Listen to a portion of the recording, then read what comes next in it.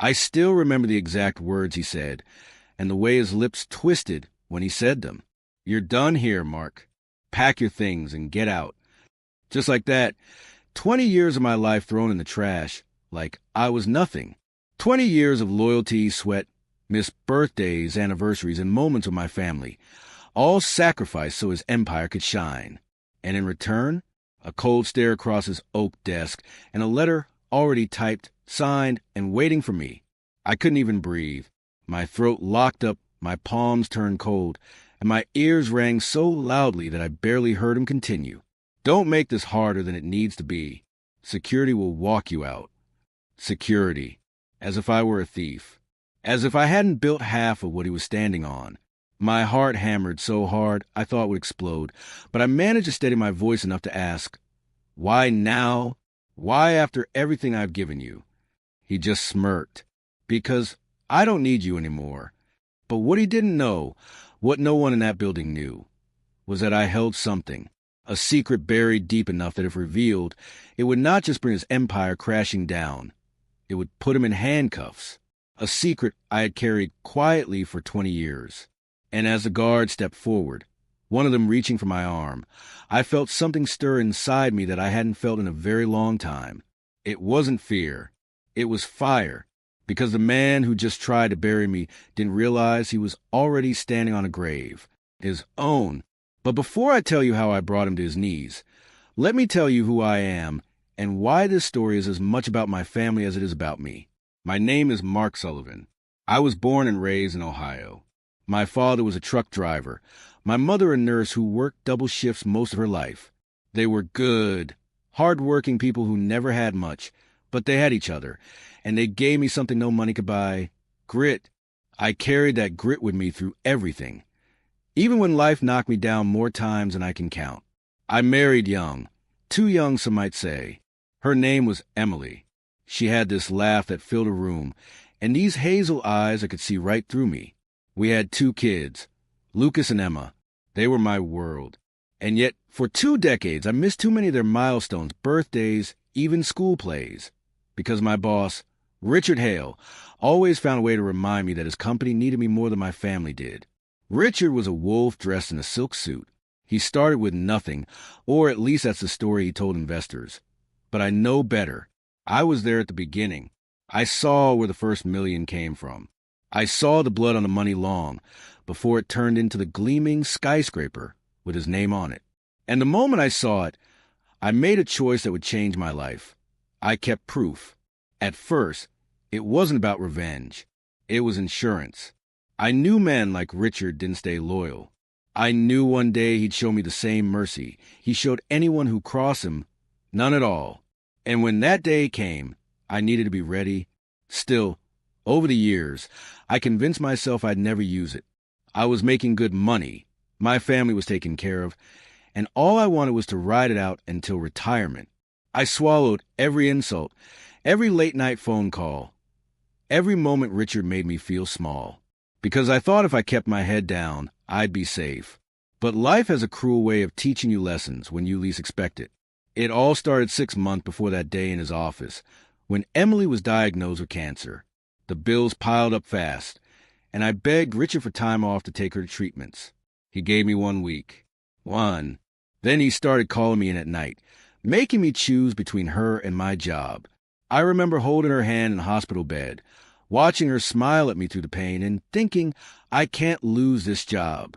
Not now. Not with everything on the line. So I obeyed Richard like always. I left her side when she needed me most, because I thought my sacrifice was worth something. 3 months later, Emily was gone, and Richard didn't even bother showing up at the funeral.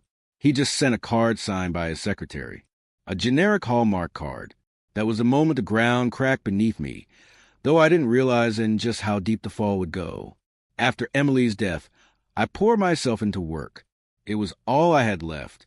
Lucas and Emma were grown, living their own lives, and I felt like a stranger in their world. Richard used that weakness like fuel. He gave me more responsibility, more pressure, more reasons to forget I had a family at all. And I took it, because without Emily, I didn't know who I was anymore. Until the day he fired me. I didn't know then that this was the start of something bigger than anything I had ever imagined. I didn't know that the secret I had carried for 20 years would become my weapon, or that using it would drag me into a world of betrayal, violence, and justice so twisted that even I wouldn't recognize myself in the mirror. But I knew one thing as those guards pulled me toward the door. Richard Hale had just made the biggest mistake of his life, and I was going to make sure he paid for it. What I didn't expect, though, was how quickly blood would be spilled, and not just his, because the first body dropped sooner than anyone thought. The first body wasn't his. It was someone much closer to me, someone who didn't deserve what happened. 2 nights after I was thrown out of Hale Enterprises like yesterday's trash, I was sitting alone in my living room with nothing but silence pressing against the walls. My suit, the same one I wore the day he fired me, was still hanging on the chair by the door. I hadn't touched it. I hadn't eaten. I hadn't slept. I just sat there with a whiskey glass in my hand and a storm in my chest. That's when the phone rang. It was Lucas, my son. His voice was shaky, and for a moment, I thought he was crying. "Dad, it's Emma. You need to come. Now." I don't remember the drive. My body moved, but my mind was somewhere else. Every possible nightmare ripping through my head. I pulled up to her apartment complex, red and blue lights flashing across the windows. My stomach sank when I saw the ambulance doors open. And then I saw her, my daughter, being lifted inside, her face pale, her arm hanging limp over the stretcher. I ran. The officers tried to hold me back, but I tore through them until I was at her side. "Emma, baby, I'm here." Her eyes fluttered, barely opening. "Dad." Her lips trembled, and she whispered something so faint I almost missed it. It wasn't an accident. Then the doors slammed shut, and the ambulance sped away. I froze. Not an accident. That sentence cut through me like a blade, because Emma never lied. The next hours were chaos. Hospital corridors, doctors rushing, me gripping Lucas by the shoulders, demanding answers he didn't have. All he could tell me was that Emma's car had been run off the road. Witnesses said a black SUV had swerved into her lane, forced her into the guardrail, and kept driving. A hit and run, they called it. But I knew better. I knew exactly who had ordered it. Richard Hale. That man didn't just fire me. He wanted to erase me. And he was willing to use my children to do it. Standing in that hospital waiting room, my hands shaking, I felt something snap inside me. All those years of swallowing my pride, of ignoring his cruelty, of telling myself it was worth it, it all burned away. This wasn't about revenge anymore. This was war. When the doctor finally came out, he said Emma was alive but in critical condition. Multiple fractures, internal bleeding. If she made it through the night, her chances would improve, but it was too early to tell. I sat by her bedside until morning, watching the machines keep her alive, listening to her weak breathing, and making a promise in my heart. Richard Hale would never hurt my family again, not while I was still breathing. But promises are one thing, action is another, and I had the means to act. You see, 20 years ago, when Hale was still clawing his way to power, there was a deal he made, a deal that wasn't just illegal but deadly. I was there. I saw it. And I didn't just see it, I recorded it. Every whispered conversation. Every exchange, every dollar that was laundered through blood-stained hands. I kept copies. Safe. Hidden where even Richard didn't know to look. That was my secret. And if I used it, Richard wouldn't just lose his empire. He'd lose his freedom. But it wasn't so simple. That evidence tied me to him, too. If it came out, I wasn't just a witness. I was an accomplice. And the law doesn't care about loyalty or manipulation. It cares about facts. If I use what I had, I risk going to prison myself. Still, as I looked at Emma lying in that bed, her body broken because of a man who thought he could destroy me, I knew there was no choice. I was already halfway to hell. If it meant saving her, I'd dive the rest of the way in. The first step was simple. Let Richard think I was finished. I didn't show up at the office again. I didn't call. I didn't try to fight him directly. Instead, I went back to the storage unit I had rented under a false name years ago. My hands trembled as I unlocked the rusted door, dust swirling around me. And there it was, The old metal case with the files, the tapes, the photograph that could bury him. When I touched it, I felt like I was holding a loaded gun. I wasn't wrong. That night, I began to make calls. Old contacts, people who owed me favors, a lawyer who had always warned me I'd need him someday. Slowly, I built a circle. Quietly, carefully, because I knew Richard had ears everywhere. But no matter how careful I was, it still wasn't enough, because someone was watching me. I didn't notice the black sedan at first, parked across the street from my house. I didn't notice the man at the diner, who left when I did. But by the third day, I couldn't ignore it anymore. Richard already suspected, and he wasn't going to wait for me to make a move. That's why, when I came home one evening, the door was already open. The house was dark. Too dark. I stepped inside, calling out for Lucas, praying he hadn't come over. My hand tightened around the baseball bat I kept by the door, every nerve in my body on fire. Then I heard it, a creak on the floorboards upstairs. Someone was in my house. And in that moment, standing there in the silence, I realized Richard hadn't just declared war. He'd already sent his soldiers. I tightened my grip on the bat, every muscle coiled. I was ready to fight, but I had no idea what or who I was about to face at the top of those stairs. The creak came again, slow and deliberate, like whoever was upstairs wanted me to know they were there. My heart pounded so hard I could hear in my ears. I lifted the bat and crept toward the staircase, each step heavier than the last. The air felt thick, like the walls themselves were holding their breath. Halfway up, I stopped. A shadow moved across the landing. My grip tightened. "Who's there?" I shouted, my voice cracking with rage and fear. Silence. Then, from the darkness, a man stepped forward. Broad shoulders, black gloves, a mask covering his face. He wasn't here to talk. Before I could react, he lunged. The weight of his body slammed into me, driving me backward down the stairs. My back hit the floor with a sickening thud, the bat flying from my hand. For a second, the world spun, but instinct took over. I rolled just as his boot came down where my head had been. I scrambled, hands reaching blindly, and found the bat again. I swung hard. The crack echoed through the house as it connected with his ribs. He grunted but didn't go down. He came at me again, fists like hammers, each blow rattling my bones. I was losing. But then I remembered Emma, lying broken in that hospital bed, and a fury rose inside me like fire. I swung again, this time at his knee. He collapsed with a howl, and before he could recover, I brought the bat down on his head. The house fell silent. I stood there, chest heaving, staring at the man sprawled on my floor. Blood trickled from his temple, pooling on the hardwood. My hands shook as I touched his neck. A faint pulse. He was alive. For a moment, I thought about calling the police. But then reality hit me like ice water. This man wasn't acting alone. Richard had sent him. And if the cops came, they'd ask questions I couldn't answer, without exposing the very secret I was trying to protect. So I did the unthinkable. I dragged him, this stranger, this hired weapon, into my garage. I tied him to a chair with extension cords, my breath ragged, my hands trembling. And when he finally stirred, groaning, I stood over him with a bat in my hands, my voice low and dangerous. "Who sent you?" He spat blood onto the floor, then smiled through broken teeth. "You already know." I pressed the bat against his throat, leaning in close. "Tell me his name." His eyes gleamed. "Richard Hale." Hearing it out loud made my stomach twist. My suspicion was now a fact. Richard wasn't just trying to erase me. He wanted me dead. But before I could push further, before I could ask who else was involved, headlights flashed across the garage window. My heart stopped. Another car had pulled into the driveway. I killed the lights, crouched low, and peeked through the crack in the door.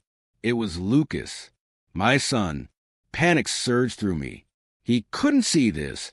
Not the man tied to the chair, not the blood, not the side of me I was becoming. If Lucas knew what I was doing, he'd never look at me the same way again. I rushed out the front door before he could come inside. He looked at me with concern written all over his face. "Dad, what's going on?" "Your door was wide open. Are you okay? My mouth opened, but no words came. How could I explain any of this? That the father he thought he knew had a criminal empire's worth of dirt locked in a metal case? That his sister's accident was an accident? That the man he'd trusted for years was trying to destroy us? Yeah, I lied, forcing a smile. I'm fine. Just left it open by mistake. He frowned, not convinced, but didn't push. I just came to check on you. With everything that happened to Emma, I thought maybe you shouldn't be alone. His words cut me deeper than any blade. My son was worried about me, and I was hiding a would-be killer in the garage. I clapped a hand on his shoulder. Thanks, son, but I'm okay. Go get some rest. I'll call you if I need anything. Reluctantly, he left. When I stepped back into the garage, the chair was empty. The cords lay shredded on the floor, and the man was gone. A cold dread crawled up my spine. He knew where I lived, who I was, maybe even who my family was. And now he was out there, limping away into the night, ready to report back to Richard. That was when I realized something terrifying. The war wasn't coming. It was already here. I had to move fast. I gathered the files, the tapes, everything from the metal case, and stuffed them into a duffel bag. My hands trembled as I zipped it shut. If Richard wanted me dead, then hiding wouldn't save me. Waiting wouldn't save Emma. The only way out was through. I was going to expose him. But before I could take the first step, before I could decide who to trust, the phone rang again. I picked it up, my voice barely steady. Hello? A pause. Then a voice I hadn't heard in years, cold and sharp, cut through the line. Mark, we need to talk. Tonight, before it's too late. It wasn't Richard. It was someone I thought was long dead. For a moment, I couldn't breathe. The voice on the phone wasn't just familiar. It was impossible. My hand went clammy against the receiver, my throat dry. Who is this? I whispered, though deep down I already knew. The line crackled. Then came the reply, calm but edged with something darker. It's Daniel. I froze. Daniel Carter, my best friend. My brother in everything but blood. The man who had disappeared 20 years ago after one of Richard Hale's deals went bad. Everyone believed he was dead. I believed it too, until now. Where the hell have you been? I demanded, my voice breaking between anger and disbelief. Now on the phone, he said quickly, they're listening. Meet me at the docks. Pier 17. Midnight. Come alone. The line went dead before I could ask another question. I stood there, the phone still pressed against my ear, my thoughts spiraling. If Daniel was alive, that meant two things. Richard hadn't killed him, and Daniel knew things. Things even I didn't. Maybe he was the missing piece I needed to bring Richard down. Or maybe he was the bait in a trap. Either way, I had no choice. Midnight came fast. The city was quiet when I drove down to the docks, the water black under the moonlight. I parked far enough away to keep an escape open and walked the rest of the way, the duffel bag with my evidence slung over my shoulder. The pier was deserted, creaking under my boots. A shadow moved near the edge, and when he stepped into the light, my chest tightened. It was him, older, leaner, his hair streaked with gray. But it was Daniel, alive. Mark, he said, almost smiling, you haven't changed. 20 years, I shot back, my voice shaking. You let me think you were dead. He nodded slowly. It was safer that way. I wanted to punch him, to hug him, to demand answers all at once. Instead, I asked the one question burning a hole in my chest. Why now? Why come back? His expression hardened. Because Hale is cleaning house. You're not the first name on his list, Mark. And if you don't move soon, you won't be the last. The words chilled me. What do you mean? I pressed. He looked around, making sure we were alone. Then he leaned in, his voice low. Richard has a new partner. Dangerous. Ruthless. They built something bigger than the company. Something global. And anyone who knows their history, anyone who can tie them to the blood that built it, is being erased. One by one. A sick weight dropped in my stomach. Emma, I said, my voice breaking. Daniel's eyes flickered with sympathy. I heard. That was no accident. I clenched my fist so tight my nails dug into my palms. Then we end him. Tonight. But Daniel shook his head. You think it's that simple? Hale isn't just a man anymore, Mark. He's a machine. He's bought cops, judges, even senators. If you go at him head on, you'll be crushed before you even get close. The only way is to cut off his legs before he sees you coming. I opened a duffel bag and showed him the files, the tapes, the photographs. His eyes widened. You kept it all, he whispered. I told you I wasn't stupid. I said. Daniel's face darkened. This is enough to burn him alive. But you're holding dynamite, Mark. One wrong move, and you'll go down with him. Before I could answer, a sound cut through the night. The crunch of tires on gravel. Headlights flooded the pier. Shit, Daniel hissed. They found us. Black SUVs rolled up, doors flying open. Men in suits, guns drawn. At least a dozen of them. I grabbed the duffel bag, my pulse exploding in my ears. Daniel yanked a pistol from his waistband and shoved it into my hand. You remember how to use one of these? I stared at it, my fingers trembling. I was hoping I'd never have to again. Too late for that, he growled. The first shot rang out, ricocheting off the pier. Daniel fired back, dropping one of them instantly. I ducked behind a stack of crates, clutching the pistol, my chest heaving. The night exploded with gunfire, the smell of salt and smoke choking the air. I peeked around a crate, my hands slick with sweat. One of the men charged, his weapon raised. My instincts took over. I pulled the trigger. The blast echoed and the man fell. My stomach lurched. I had just killed someone, but I didn't have time to think. Another wave came, bullets tearing through the wood around me. Daniel shouted, "Move!" We sprinted toward the water's edge, the duffel bag bouncing against my back, gunfire chasing us. Then I saw it, a body falling. Daniel. He staggered, a red bloom spreading across his shirt. Daniel. I screamed, catching him as he collapsed. His blood soaked into my hands, warm and sticky. He grabbed my collar, pulling me close, his voice weak but urgent. Don't let it die with me.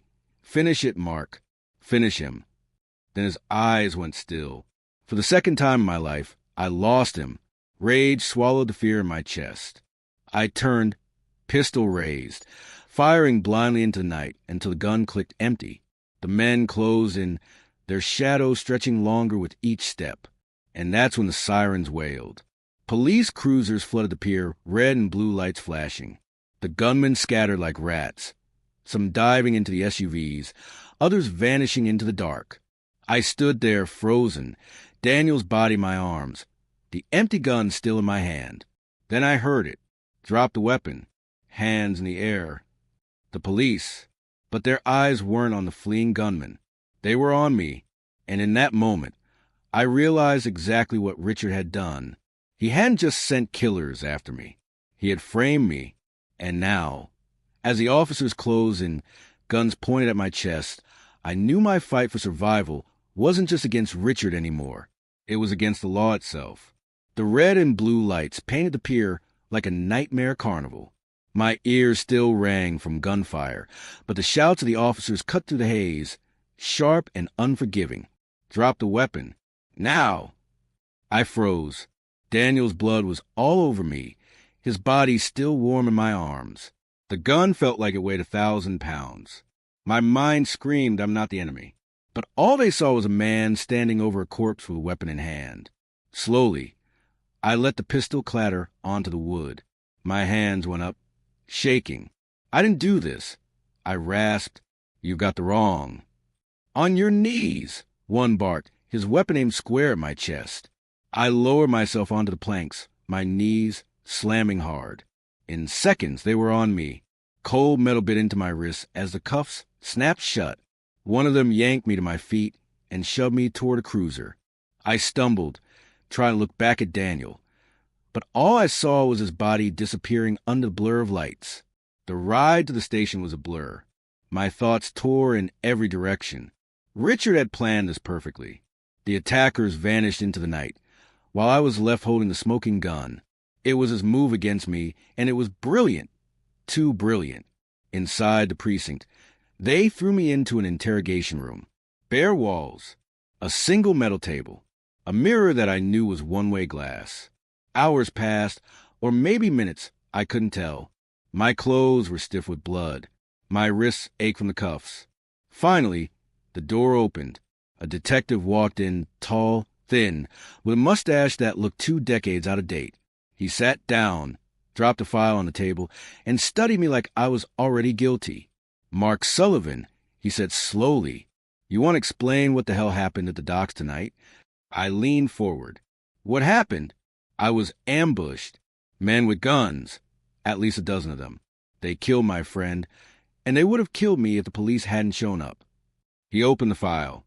Inside were photos, grainy black and white stills from security footage. All of them showed me, holding the gun, firing, kneeling beside Daniel. Not a single one showed the men in suits. Convenient. "So let me get this straight," he said, his tone dripping with sarcasm. "You're the lone survivor of a shootout involving a phantom army of gunmen no one else saw? And your only witness happens to be dead." "It's the truth," I snapped, slamming my cuffed hands on the table. "Check the pier. There'd be shell casings, tire tracks, something." But I knew better. Richard cleaned his messes. By the time the evidence team got there, it would look like a ghost town. The detective leaned back. "You're looking at a murder charge, Sullivan. First degree. And from where I'm sitting, it's open and shut." Panic twisted in my chest. I couldn't let this happen.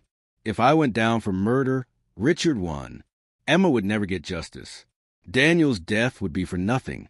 I lowered my voice, leaning in. "Detective, listen to me. This is what it looks like. The man behind this, he's bigger than you think. Richard Hale. He's the one you should be chasing, not me." His expression didn't change. He just scribbled something in his notes. "You're saying the billionaire who donates half his fortune to children's hospitals and shakes hands with the governor sent a hit squad after you?" "Yes." I shouted, the veins in my neck straining. "Because I know things. I have proof." The detective stopped writing. His eyes flicked up. "Proof?" I hesitated. The duffel bag. The tapes. The files.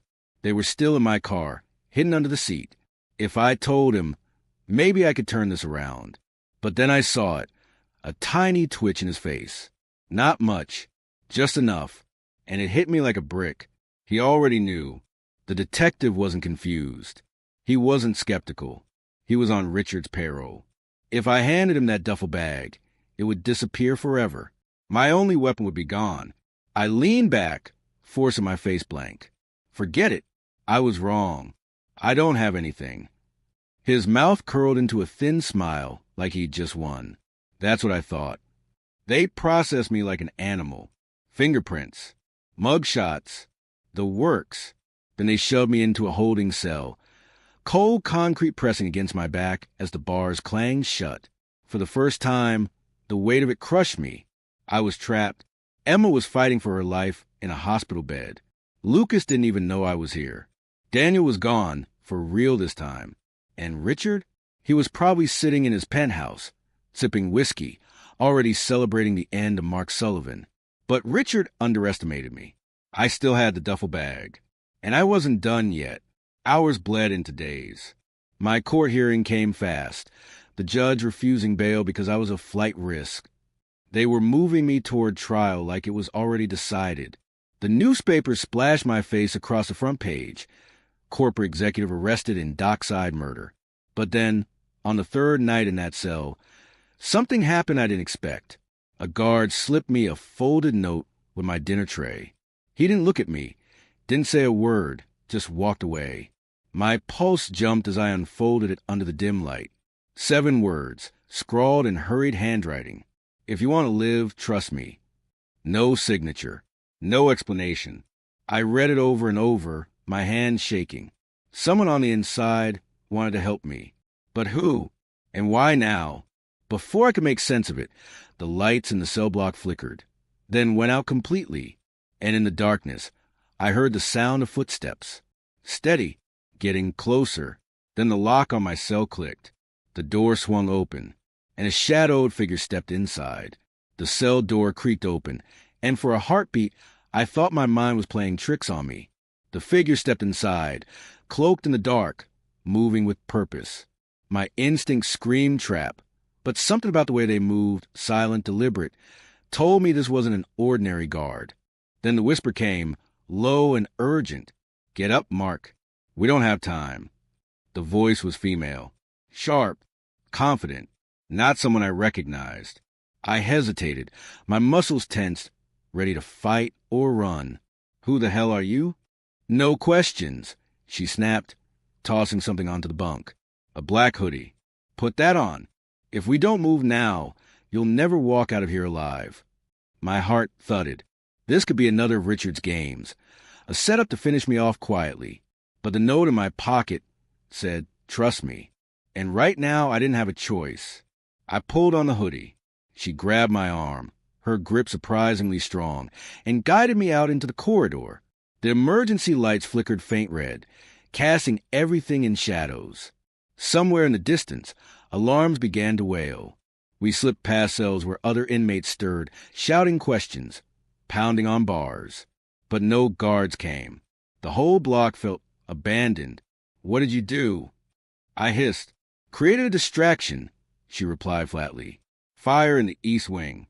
Sprinklers on every floor. They'll be busy for the next 10 minutes. We reached the service door. She swiped the stolen key card, and it clicked open. Cold night air hit my face, sharp and freeing. For a second, I almost collapsed from the weight lifting off me. But we weren't safe yet. A black van waited in the alley, engine running. She shoved me inside, then climbed in after me. The driver hit the gas before the door even shut. Tires screeched as we tore through back streets, sirens fading behind us. My pulse hammered as I stared at her in the dim glow of the van's interior. She pulled back her hood, and for the first time I saw her face. Dark hair, piercing green eyes. No nonsense. "My name's Claire," she said, "and if you want a chance at taking Hale down, you'll listen carefully." I narrowed my eyes. "Who sent you?" She held my gaze. "Daniel." The words hit me like a hammer. "Daniel's dead." Claire shook her head. "I was his insurance policy. Before he went to meet you at the pier, he left me instructions. Said if anything happened, I was to get you out." She leaned closer, her voice lowering. "And he left me something else. Something Hale doesn't know exists." She reached into her bag and pulled out a small, weathered notebook. The sight of it made my chest tighten. "This is Daniel's ledger," she explained. "Names, dates, transactions, the real record of Hale's rise. He trusted only me with it." I reached for it, but she pulled it back. "Not yet. First, I need to know I can trust you. Daniel said you had something too. Proof." The duffel bag. My evidence. It was still hidden in my car, parked blocks away from the precinct. If Richard's men hadn't found it yet, it was the last card I had. I nodded slowly. "I have it. Enough to put him away for life." Her eyes hardened. "Then we combine what you have with this. Together, it's not just evidence. It's a death sentence for Richard Hale." The van swerved sharply, pulling into an underground garage.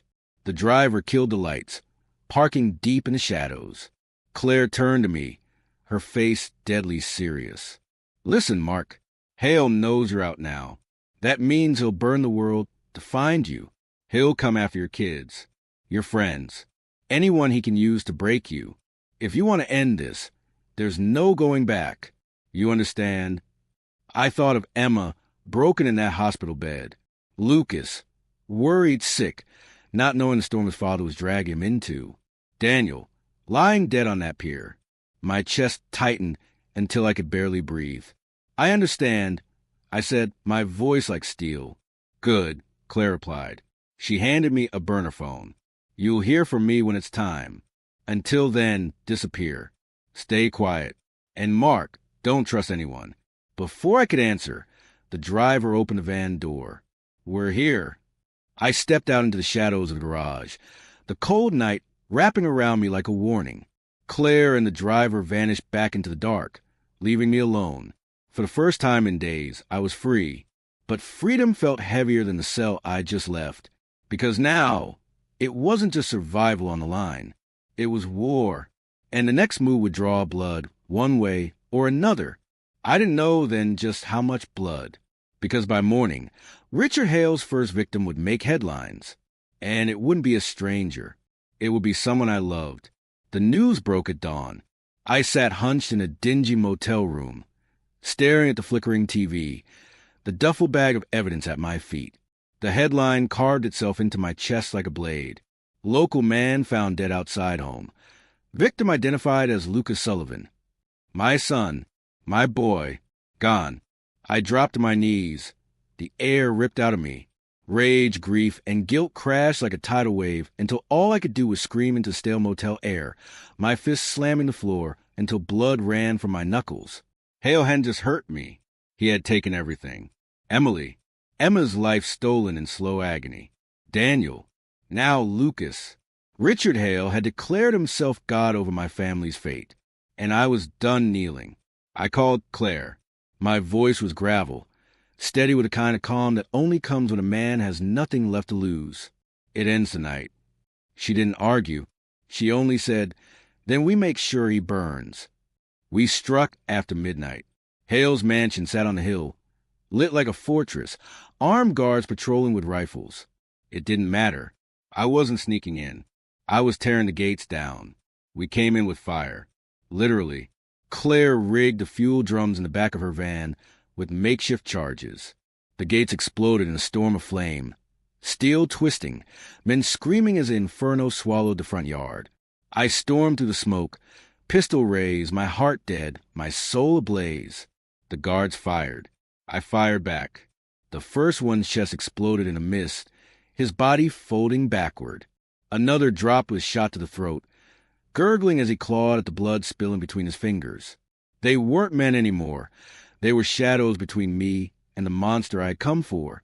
I moved like a storm, bullets tearing the night, my fury blinding the pain.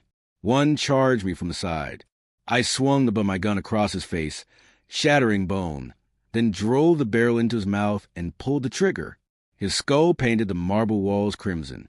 Claire covered me, precise and merciless, her silent shots dropping anyone who tried to flank us.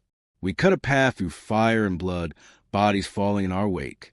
At the top of the stairs, he was waiting, Richard Hale. No guards now, just him, in his silk suit, a glass of whiskey in hand like nothing had happened. "Mark," he said calmly, smirking, "I wondered how long it would take before you came crawling back." I raised the gun, my hand steady. "You killed my son." He sipped his drink, unfazed. "Collateral. You knew the risks when you kept your little stash of secrets. You think you're the first man who's tried to stand against me? You're nothing, Mark. Nothing without me." That word, nothing, set fire to every vein in my body. I lunged, slamming him against the wall, the glass shattering in his hand. My pistol jammed under his chin. 20 years. I growled through clenched teeth. I bled for you. I buried my marriage for you. I watched my wife die, and you didn't even care enough to send more than a goddamn Hallmark card. And now my kids. My voice cracked, rage and grief tearing me apart. You took my kids. For the first time, I saw fear in his eyes. "You don't have the guts," he whispered. I smiled, a cold, broken smile. "I don't need guts. I've got nothing left to lose." But shooting him wasn't enough. Not for Emily. Not for Emma. Not for Lucas. Not for every scar this man carved into my soul. I dropped the gun, and I used my hands. I slammed him onto his own desk, my fists raining down, each blow cracking skin, breaking teeth. He screamed, begged, choked on his own blood. I didn't stop. Not when his nose flattened, not when his jaw snapped. I wanted him to feel every second of the pain he'd ever inflicted. He tried to crawl away. I grabbed him by the hair and slammed his face against the oak until it split, his blood seeping into the grain. Finally, I pulled the lighter from my pocket. Emily's old lighter. She used it for candles when the power went out. I flicked it, the tiny flame trembling in my bloodied hand. "This is for them," I whispered. I doused him in his own whiskey, poured it across the ruined desk, and lit the flame. Fire roared to life, swallowing paper's curtains, spreading like judgment itself. Richard Hale screamed as the flames consumed him, his empire burning with him. I watched, my face blank, as his body thrashed, black smoke curling to the ceiling. The smell of charred flesh filled the air, but I didn't flinch. I stood there until his screams died, until there was nothing left but fire. Claire dragged me out before the mansion collapsed, the inferno lighting the night sky. From the outside, it looked like hell had opened its gates and claimed its king. We stood on the hill, breathless, watching the empire of Richard Hale crumble into ash. It was over. He was gone. But as the flames devoured everything I had fought to destroy, I felt no peace, only emptiness. Because revenge doesn't bring back the dead. It just leaves you with blood on your hands and a fire in your chest that never goes out. Still, as the night wind carried the scent of smoke and ruin, I whispered into the darkness, "Emily, Emma, Lucas, Daniel, it's done." And for the first time, I let myself collapse, my body breaking under the weight of survival. Richard Hale was finished, but so was I,